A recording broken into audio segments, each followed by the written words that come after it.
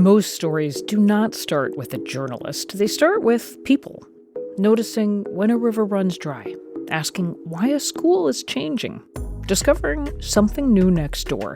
Curiosity is human. Your right to keep asking questions is at the heart of NPR's mission, and we are not going anywhere.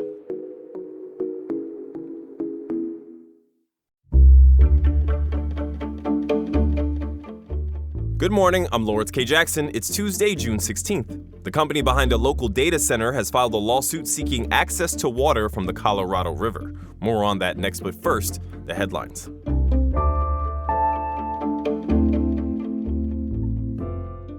A heads up for any of our North County listeners. Today at 6 p.m., the county sheriff's office wants feedback from North County residents on the future of the Vista Detention Facility. The event takes place at the Encinitas Community Center, located at 1140 Oakcrest Park Drive. The sheriff's office says this second forum gives attendees the opportunity to understand the planning process currently in place for potential upgrades. The office said in a statement it's part of the sheriff's, quote, commitment to transparency by ensuring the public and media are informed about how we strive to provide quality services to people in our custody, end quote.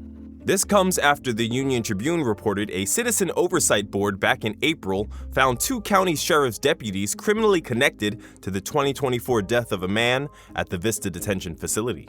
The sheriff's office denied the allegations at the time. Local congressional leaders are asking the U.S. Small Business Administration for their continued support for small businesses impacted by the Tijuana River Valley pollution. In a joint letter, leaders say that as South San Diego County beaches continue to be impacted by trash and toxic waste coming from the river, local businesses continue to suffer. Congressional representatives added that as summer approaches, many local beaches in South San Diego County are bracing for a 5th straight summer of beach closures in the area due to, quote, dangerous levels of bacteria found in the water. Local reps say the result is a loss in revenue for South San Diego's small businesses and community as beachgoers continue to opt for beaches further up the coast. The average cost of a gallon of self-serve regular gasoline in San Diego County has decreased for the 23rd time in 24 days. It now sits at $5.71, its lowest amount in over 2.5 months. As first reported by the Associated Press, an initial and tentative ceasefire agreement has been reportedly reached between the U.S. and Iran. It allows for what President Trump called via social media a, quote, toll-free opening of the Strait of Hormuz. Exact details of the deal are still forthcoming and haven't been released yet. The AP reports implementation will not begin until the deal is formally signed, currently scheduled to take place this Friday in Switzerland. Crude oil prices dropped significantly following the news. From KPBS, you're listening to San Diego News Now. Stay with me for more of the local news you need.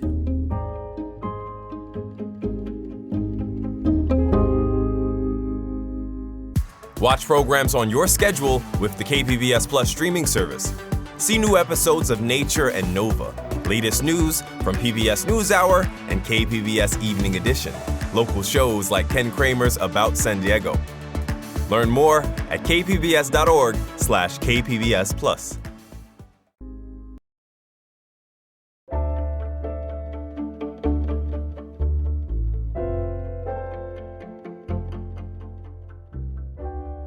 An Imperial Valley data center developer has filed a lawsuit seeking access to water from the Colorado River. Reporter Corey Suzuki says the company is changing course from its promises earlier this year. For months, Sebastian Rucci said his data center project would not take water from the Colorado River. Rucci is a developer and lawyer based in Huntington Beach. He's trying to build a massive AI data center complex in the Imperial Valley that he says needs around 750,000 gallons of water per day for cooling. In the Imperial Valley, the Colorado River is the only source of fresh water. The river is also suffering from a historic drought and has already fallen to dangerously low levels this year. Rucci has said repeatedly that they would rely on recycled wastewater from nearby cities and would not need to draw on the Colorado. Now, though, Rucci's company, Imperial Valley Computer Manufacturing, is going to court to do just that. Earlier this month, the developer sued the Imperial Irrigation District, or IID, seeking access to 260 million gallons of water per year. That's more than the annual needs of 7,000 Imperial County residents. Rucci did not respond to an interview request. A lawyer for IID declined to comment, citing the pending litigation. Corey Suzuki, KPBS News. California Governor Gavin Newsom claims he and his wife, first partner Jennifer Cybel Newsom, are being investigated by the U.S. Department of Justice. Newsom made the accusation in a video released on social media and his office's official website. He claims investigators have shown up at his home and the homes of his relatives and past employees. Newsom accuses President Trump of abusing his power over the agency to look for a crime to prosecute. Donald Trump picked the wrong target. We have nothing to hide. His political operatives can take every record and read every page, but they'll be looking in the wrong place. Because if they really want to find corruption, look no further than 1600 Pennsylvania Avenue. In the video, Newsom also suggests the investigation is politically motivated because he is considering a run for president. San Diego is one of the country's most expensive regions, and people are feeling the squeeze. In the latest For Our Price of San Diego series, military and veterans reporter Andrew Dyer says even military families have to adapt. I already had in my mind like Pacific Beach or maybe Mission Valley. Army veteran Marjorie Jones-Bias was excited when her husband received orders to San Diego in 2022. She was familiar with San Diego, but was surprised by what she found when they began house hunting. The rent was expensive, and then we couldn't even fathom having to afford that and utilities. The military provides housing for troops and their families by giving them a tax-free basic allowance for housing, or BAH. It varies based on a member's rank, whether they have dependents, and where in the country they're stationed. Higher cost of living areas receive higher BAH. Jones-Bias' husband is an E6 in the Navy. He's got a family, so in San Diego, he's paid about $4,000 a month in BAH. That wasn't going to be enough. Ultimately, we decided to wait it out and to go into housing. Base housing in San Diego is provided by Liberty Military Housing, a private company that partners with the Navy. Being able to have a little space of your own in Southern California is a huge deal, and that's available for the families who live with us. Philip Rizzo is the CEO of Liberty Military Housing. The company charges each service member based on their BAH rate. It manages entire neighborhoods of homes throughout the San Diego area, including in Murphy Canyon and Liberty Station. But they have limitations. There's about 62,000 that are eligible to live in housing. We only have 17,000 homes. Jones-Bias says for her family, living in military housing made the most sense. That BAH covers your rent. It covers 24/7 maintenance. It covers replacement of any appliances. It covers the water. It covers the electricity. And then whenever they do renovations, of course, like replacing the floors, replacing the carpet, the doors, all of that is included within whatever is your BAH rate. Her family lived in a Navy hotel for 5 months, waiting for a unit to open in Liberty Station. Rizzo says that's not unusual. So we have waiting lists. They're a little more relative to where people want to live. For some military families, the answer to expensive housing is more than an hour away in Riverside County. We have seen a huge increase on military families moving outside of that San Diego area. Cecilia Yakuta runs child and youth programs for the Navy in the region. Along with housing, childcare costs consistently rank among the top concerns for military families. New military child development centers have opened around San Diego over the last several years. Childcare on base can save military families thousands of dollars a month versus outside daycare. All of our programs go under something called total family income. So we base their fees, their military payday fees, based on their total family income. And then we get subsidized later after the fact. But there's still a waiting list. Yakuta says military families can receive fee assistance if they have to seek care at an outside facility. Our wait list has dropped tremendously, and not only because of the new facilities, but because of our fee assistance program as well. Before, a few years back, maybe our wait list could have been around 4,000 kids here in Metro San Diego. Now we're down to a few hundred kids. Jones-Bias says without the fee assistance program, her family wouldn't have been able to afford childcare.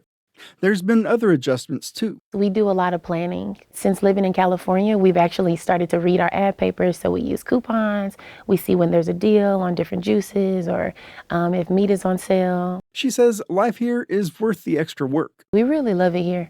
I think the cost of living is worth the things that you receive. It's just not something that's affordable for a military family. Andrew Dyer, KPBS News.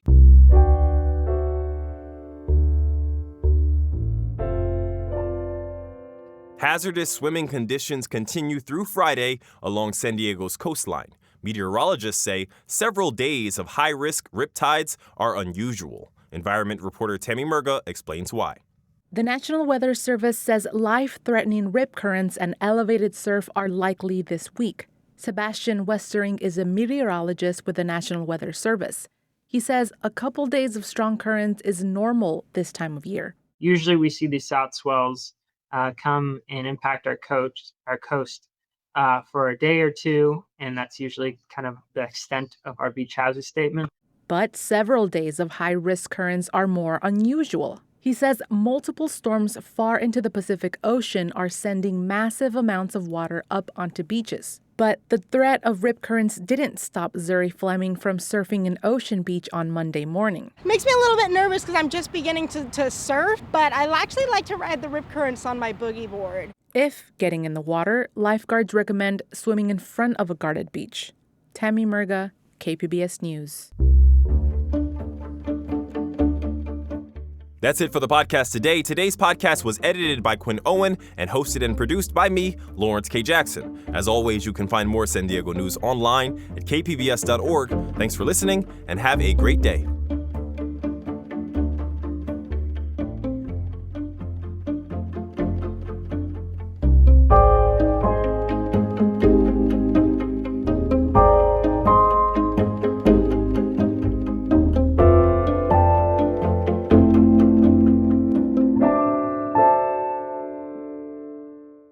On KPBS Midday Edition, we're connecting communities through conversations. You'll hear truth around the leading issues and the leading controversies with historical context, along with perspectives that keep you informed, inspired, and make you think. Listen to the Midday Edition podcast wherever you get your podcasts.